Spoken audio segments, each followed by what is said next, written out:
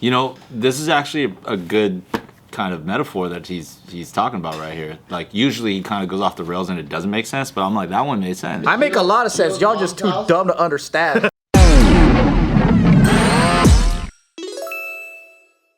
So this has been kind of making its way around the news. Happy Los Angeles. Anybody recognize this right here? Or what that Oh, you made a tiny house, right? He did. Dude, the homeless people here are living large.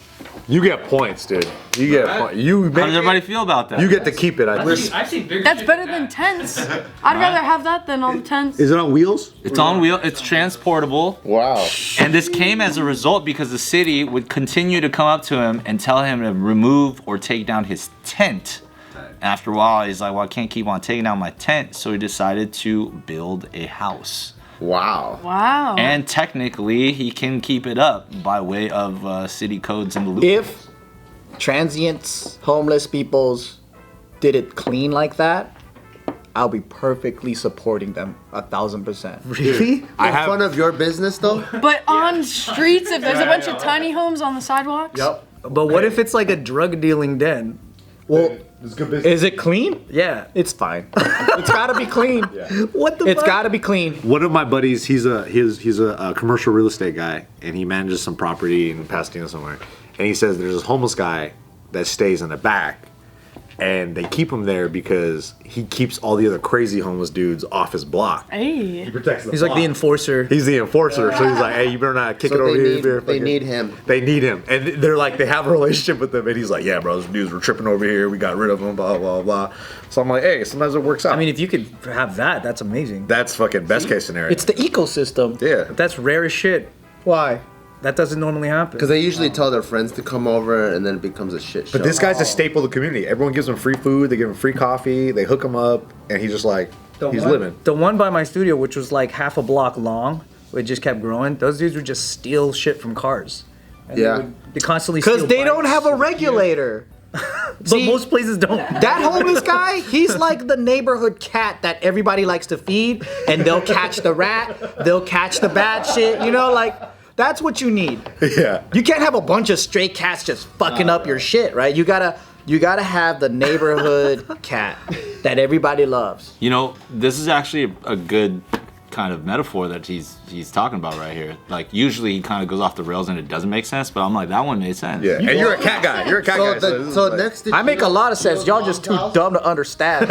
next to Jill's You guys mom's are the house, problem. they have the neighborhood cat too, and this neighborhood cat is stealing everyone's bikes and car parts and piling Wait, up you mean a cat in or- front of Jill's or a mom's guy? house. That's not the beloved cat. That's the stray cat I'm talking about. When you have too many stray cats, that's what fucks it up. And this cat also brings a bunch of other cats over. The point is, the cat only works if there's a rat problem. Do you have a rat problem? Well, they always have a rat problem. It's just these homies want to fight the other homies, so they're just like homeless gangs now. And then they We talking about cats still? they bump music in the middle of the night with all those other cats, fucking having a cat party at like 3 a.m. A cat party. Yeah, and I'm like, man, they need to do something. This about guy's it. being used as like the flagship example of being offered housing and a bunch of things, and he's just like, no thanks. Yeah. And then they're like, okay, bye. And they just like, So is he considered unhoused anymore? yeah, but they tried to give him all the things he's entitled to in terms of like how the city will help you, and he just declined it. And that's it. You know, I was off the grid. listening to a little bit of this particular topic when it was Joe Rogan and Dave Chappelle was talking about this exact same thing, right? And so obviously on the one hand, you've got this like, well, if you've got like the mental ability and capability and the talent to put something like this together, it's like apply that to maybe anything and not necessarily need to be homeless or But they don't want to. A lot of people want to be off the grid. Exactly. So there's like that conversation, and then on the empathetic side, they were actually talking about like the idea of imagine getting these housing services, but then it's like, hey, you can live in this spot for whatever because you get like unhoused services, but no pets allowed, and maybe their only relationship that they actually have is like with their stray pet. You know what I'm saying? Tough luck, homie. You broke. Beggars can't be choosers, and you're a beggar right now. But just the idea of that. Well, the irony is like, they might not necessarily be begging for that situation. Oh, they might true. be down to live that life, Yeah. like Bart said. They might be okay living off the grid. Yeah, and then at the end of the day, like this system, this imaginary system that we've created called society, like all these people are on the outsides of it, and they probably just don't want to be a part of this program that we're all in. And I mean, I get it. Like when you are like a different example would be like, let's say you have a criminal record, and you are just trying to fucking be a decent part of human life, and like you're trying to work.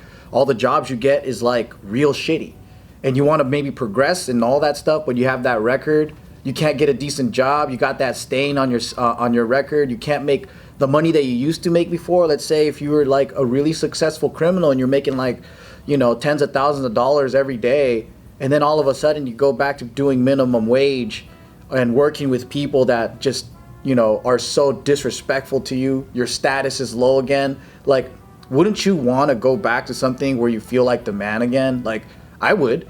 If I was a big time drug dealer and then all of a sudden I'm like this low level person and everyone's like really an ass to me and treating me like dirt, I'd be like, fuck this world. Like, fuck this system. I'm going to go back to being illegal again. Like, I don't know. And then not that I absolutely condone it, but I can understand the psychology behind it.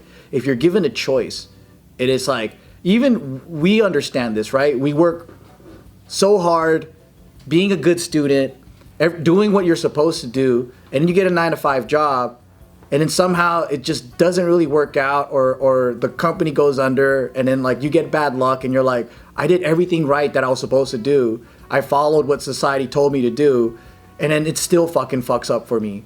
Oh shit, maybe I should have just done whatever I wanted.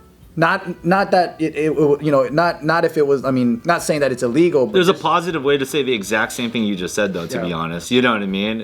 Like in the sense where I would condone that. The idea that everybody who follows the system, you're still at risk for failing in some way. You're still at risk for something not working in your favor or running into, like you said, just bad luck. So It could happen to anybody. take the risk to do something non-harmful anyway. Yeah. You know what I mean? Is the bright side to that element. I think Dr. Phil had a really good thing that he said about this specific dude. And he was saying that, like, when you look at this guy, he has some skills in crafting. Like, he can do things. But the system in place doesn't have a tailored thing for a guy with his skills.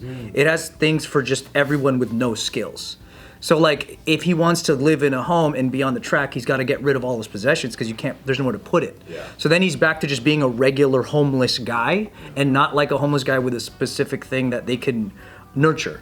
Yeah. So that's where Dr. Phil's like, no, the system is just making everybody blanks. Yeah. And that's why it's hard for guys to get a leg up when they actually can do something. Yeah. And So it's like made me go, he oh, has shit. talent and he can't thrive in the structure that he's Right. in. Because You're maybe if he reducing was not in LA, he could be a craftsman. What if he was in like the woods by himself? Like, what's the Yeah. difference between that and this? Well, that's one thing that I think is pretty kind of dumb. Like, because homeless people, a lot of them came here because the laws allowed them to exist a lot easier than it does in other communities. But also, this is fucking hard mode. Like, California is the hardest place to even go from A to B, let alone go from like all the way at the bottom to something livable, right? Like, we're having a hard time just being normal people. Like you said, $60K a year. Yeah. And you're still struggling, you know? So it's Dude, like, people that's making true. $100K a year. They're still Yeah. like freaking. So it to me, I think it's a fault of the state to make such lax laws for homeless people in a place where economically it's hard to thrive. Yeah. Those two things don't go together. No. Like, don't make this the easiest place to be homeless and the hardest place to have a home. Like, that's so weird. Yeah, it's like, That's- hey, you want to learn how to swim? This is a 20-foot swimming pool.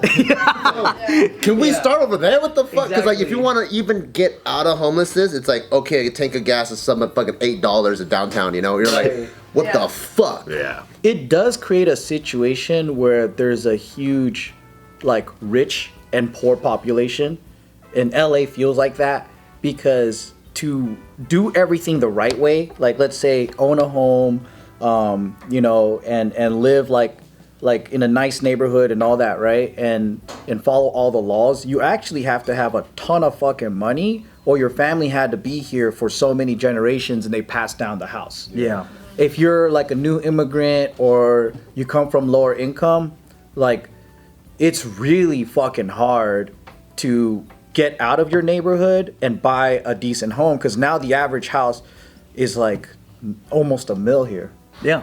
And not even being like an immigrant or having, you know, not as fortunate of an upbringing, even for normal people, you know, growing up in the suburbs in Wisconsin, I come out here and, you know, it's hard, especially for our generation. Everything's so expensive. A middle class person from Wisconsin coming here is like a poor immigrant. I am poor. Because you know the national average for a house, national average for a home is 200 to 300 grand.